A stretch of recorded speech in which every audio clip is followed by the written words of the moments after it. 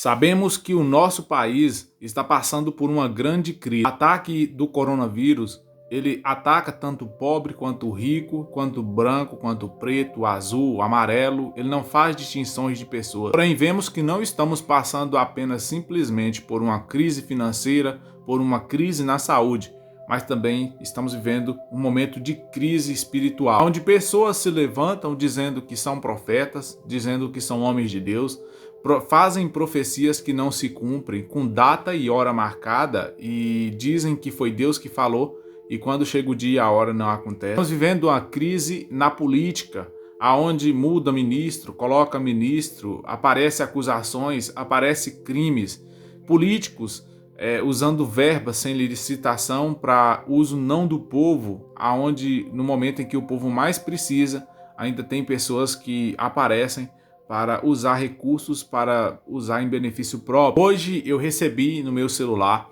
uma profecia de um pastor, na verdade é uma revelação de um pastor, onde ele fala que diversos bruxos estão empenhados em acabar e tirar Bolsonaro do poder. Na revelação, o pastor diz que diversos bruxos, tanto fora do Brasil quanto dentro do Brasil, estão fazendo obras de bruxaria para tentar tirar Bolsonaro do poder. Sabemos que tal atitude ela não foi motivada pelo presidente da República, e sim pelos seus oponentes, pelos seus acusadores, por pessoas que estavam ali, que queriam que ele entrasse no sistema, mas ele não entrou. E sabem que se cometerem um crime amando ou pelas próprias mãos, vai ser descoberto, porque a justiça do Brasil é fraca, é falha, mas ela funciona. Então a melhor forma de você derrubar alguém é usando a magia, é usando a bruxaria. Escute comigo esse testemunho, essa revelação desse profeta de Deus. Fora do Brasil, para através de obras de magia negra,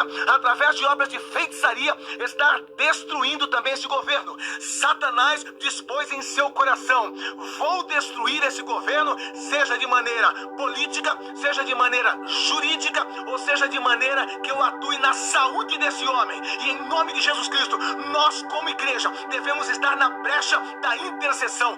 Você que diz assim, mas a igreja não tem que se envolver com essas coisas, a igreja não tem que se envolver com o que está no... A revelação segue, pessoal, ela é muito grande e não tem como mostrar tudo aqui para vocês, porque ela realmente é extensa. Mas a revelação diz simplesmente que o nosso presidente está sofrendo aí ataques espirituais de grandes bruxos, e que não só a política, mas não só no meio político, mas no meio da saúde dele também, ele está sendo atacado de todas as formas. O presidente ele não é perfeito, como eu e nem você somos perfeitos.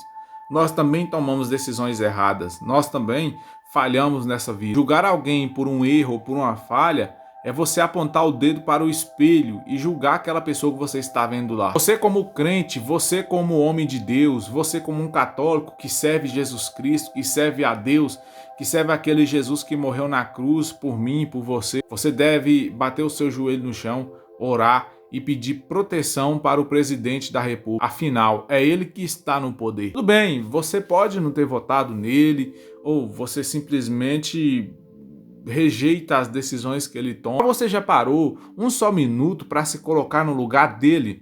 Qual era a decisão que você iria tomar diante da situação que nosso país está? Será que a sua decisão também não seria rejeitada pela maioria que escutasse ela? Viu só como é difícil a gente se colocar no lugar do próximo e imaginar a situação que ele está vivendo na nossa vida? Sabe por que nós fazemos isso? É porque fica muito mais fácil julgarmos o próximo do que nos colocarmos no lugar dele e sentir na pele o que ele está sentindo, viver aquilo que ele está vivendo. Ah, mas o seu voto é que colocou o presidente lá no poder e é por isso que ele está ferrando o país. Aí eu te faço uma pergunta, meu amigo: o presidente que você votou na presidência passada, ele foi bom para o país? Ele fez tudo que o país precisava? Eu acho que não, né? Então você está julgando hoje a atitude de algumas pessoas, mas lá na frente você também cometeu o mesmo erro. Você sabe por quê? Porque você não tem bola de cristal. Você não tem máquina que volta no tempo ou que retrocede, ou que vai lá no presente para saber o que vai ou não ser. Pessoas que julgam os outros, né, pelos seus erros, são pessoas que precisam viver muito, precisam passar por experiências para entender que nessa vida ninguém deve julgar ninguém, senão Deus né, que deve julgar, porque ele sim tem o poder e o dedo da justiça para apontar e julgar. Fica até triste de dizer isso, mas vivemos numa sociedade hipócrita. Quando tá tudo bem, tá tudo ok, ninguém fala nada, todo mundo fica calado. Mas quando vem uma tribulação, vem uma turbulência, precisa colocar a culpa em alguém. Cara, deixa eu te fazer uma pergunta. O presidente, ele tem o poder para bloquear o coronavírus? É culpa dele o coronavírus? Não, sinceramente, coloca-se no lugar do presidente pelo menos um minuto para você entender a responsabilidade que é comandar um país. Esse dia eu estava conversando com um amigo meu ali, que tudo que o presidente ele sanciona, toda lei que ele faz tem que passar lá por Senado, tem que passar por isso, tem que passar por aquele outro. Eu disse para ele simplesmente que se fosse para mim ser um presidente e não ter moral e mandar na bagaça toda, eu não queria ser, cara. Talvez você olhe para mim e fale assim, nossa, mas que pensamento raso, mas que pensamento pequeno que esse cara tem. Obrigado, essa é a parte que me toca. Eu não tô comendo as suas custas, você não paga minhas contas, então eu não importo com a sua opinião. Como eu disse, vivemos numa sociedade hipócrita que olha para os outros para julgar pelos seus erros, pelas suas decisões mal tomadas, mas não consegue ver a estaca que está na sua própria frente, o seu próprio erro, o seu reflexo, né, que acaba refletindo na sociedade. Nessa quarentena, eu vi muitas pessoas famosas, né, que viveu a vida inteira em cima de palcos e fazendo novela, fazendo programa. Foi os primeiros a levantar a mão pro alto e dizer #fiquem em casa. Eu sou o primeiro aqui a defender a opinião deles, de demonstrar realmente o ponto de vista deles. Mas o meu também é um ponto de vista, eu também sou cidadão, eu também tenho CPF e identidade nessa sociedade, então o meu ponto de vista também tem que contar. Eles têm dinheiro no banco, têm conta cheia, então para eles ficar dentro de casa parado e viver de juros e viver do que eles conseguiram durante toda a profissão deles é fácil. Mas e quando você olha para uma mãe de família que precisa trabalhar, o que você imagina, o que você pensa dela, como ela vai sobreviver se a renda dela foi totalmente bloqueada? Ou seja, se ficamos em casa, morremos de fome, se saímos para a rua, morremos com o coronavírus. Esse pensamento ele proliferava na cabeça do cidadão e fazia com que muitas pessoas ficassem apavoradas dentro de casa. Eu conheço gente que ficou com depressão, com medo desse coronavírus e com medo da situação econômica que o nosso país vai passar por ela. Está passando ou não vai passar, sei lá. E vem algumas pessoas e falam, nossa, R$600 não dá para comer, com R$600 não dá para pagar todas as contas. Pessoas hipócritas que não sabem agradecer o pouco que recebem. Tem gente aí que não tinha nada antes desses R$600,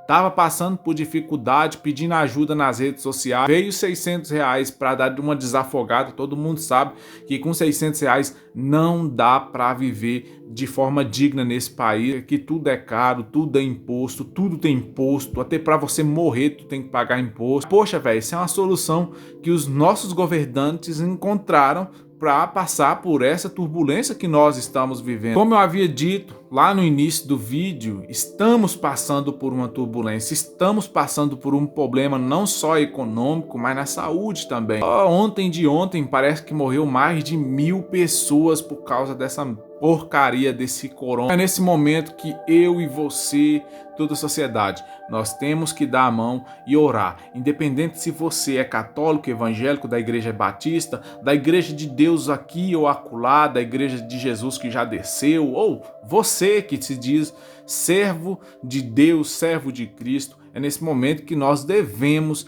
bater o nosso joelho no chão, orar e agradecer a Deus, porque ainda estamos de pé e ainda estamos aguentando suportar, passar por essa turbulência, por esse mau tempo, por esse mal que o mundo tá vivendo, que esse mundo tá passando. Mas o pior de tudo é que a gente consegue olhar para a sociedade e ver que aparece tantos falsos profetas, tanta charlatanice, tanta gente que se diz evangélico, que se diz servo do Senhor, com charlatanismo, com mentiras, com falsas profecias, com falsas revelações, gente que parece que nunca conheceu a Deus, porque se conhecesse, tinha o temor de abrir a boca e dizer, assim diz o Senhor, ou o Senhor falou comigo. Fico imaginando que essas pessoas devem ter ali um segredo, devem saber assim, Deus não existe, então em nome dele eu vou falar isso, vou falar aquilo outro, porque eu sei que nada vai acontecer comigo. Para finalizar, nesses últimos dias aí, eu vi um vídeo de um certo pastor vendendo aí um feijão. Na verdade, ele disse que me enviava o feijão para a pessoa e a pessoa daria uma oferta, ou seja, é uma venda disfarçada de oferta. E ele se retratou dizendo que não era venda, que o feijão era dado, pelo contrário, ele é dado de graça pelas pessoas, mas não foi isso que a gente viu nos vídeos, não foi isso que a imprensa falou, não foi isso que ele quis mostrar quando ele falou da campanha do feijão. Agora eu te pergunto, gente, a gente acha caro um pacote de feijão de R$8, quem dera R$1.000 por um só feijão. Enfim, pessoal, essa é só a minha opinião. Se você não gostou, pica a mula daqui, racha fora. Se você é inscrito no canal, se inscreva, deixa o dedo no like, é nóis.